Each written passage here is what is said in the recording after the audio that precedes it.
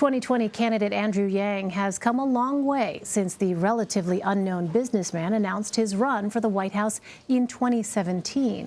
Now, 2 years later, the man who has centered his campaign on the idea of universal basic income has become somewhat of a household name. Nick Thompson explores Yang's candidacy in a recent article for Wired magazine. He shows how Yang has become a favorite in Silicon Valley despite frequently bashing big tech. And Nick Thompson joins me now. He is the editor-in-chief of Wired and a CBS News contributor.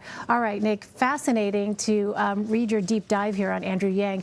First of all, why is he so popular in Silicon Valley despite his criticism when it comes to big tech?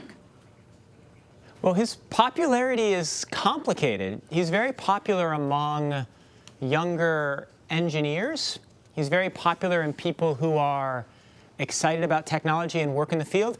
He's less popular among the executives who he bashes all the time, though still, he does have some friends at the higher echelons of Silicon Valley, for sure.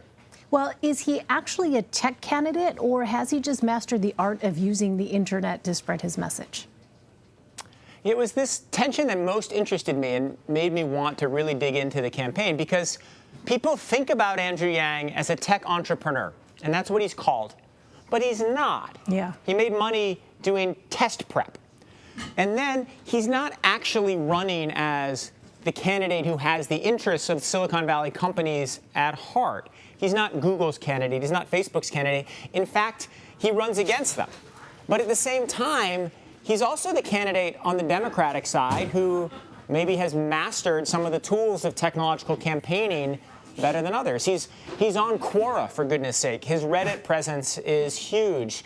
He's become phenomenal at Twitter, despite being quite bad at Twitter just a couple of years ago. So watching his campaign on technology platforms grow was part of my story and part of what I found interesting. Yeah, it has been fascinating to watch with that hashtag, the Yang Gang. So several Democratic candidates, including Senator Elizabeth Warren, say that big tech companies have become too powerful and need to be broken up. How does Yang's message differ, and how is he running against big tech? Well, what's interesting is that he uses them as his punchline. He talks frequently in every speech about Amazon not paying taxes. He talks all the time about the tech companies bringing artificial intelligence, which will take away Americans' jobs.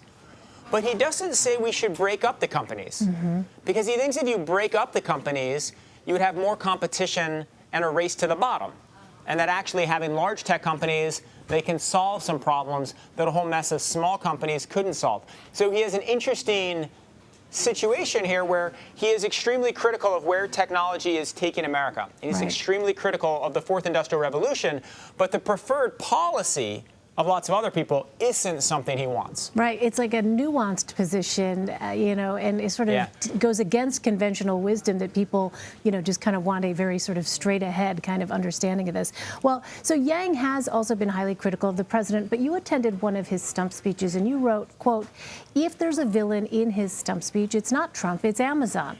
So why does Yang think big tech companies like Amazon are the biggest threat to the country?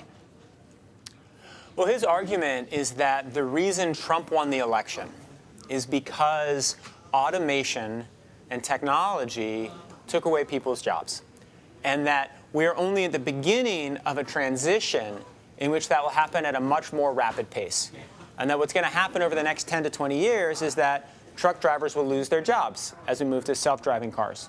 Call center workers will lose their jobs as there's automated technology that can do what they do. So his argument is that tech is going to take away work for Americans and that we need policy solutions for that. There's a very strong counter-argument that he's far too pessimistic, but he is making that argument, and that is the core of his campaign. So as we saw in your piece, Yang has come a long way from when he first announced his candidacy. This part of your article is really interesting. What did people who knew him before think of his decision to run for president? They thought it was crazy. I talked to one of his friends, and when he said he was running for president, she said, "President of what? President of the food co-op?" I mean, he was not somebody you would think. He wasn't a senator. He wasn't a governor. He wasn't a well-known technology entrepreneur. He was a smart guy who'd worked and run Venture for America, made a little bit of money, but you would not have picked him in your top 10,000 presidential candidates. But then the amazing thing happened. He ran, and he was good at it. And my personal guess is that he'll be one of the last ones standing. Yeah, well, I mean, it has been a fascinating sort of evolution of his campaign to watch. Nick Thompson, Nick, thank you very much. Thanks, Elaine. Always good to talk with you.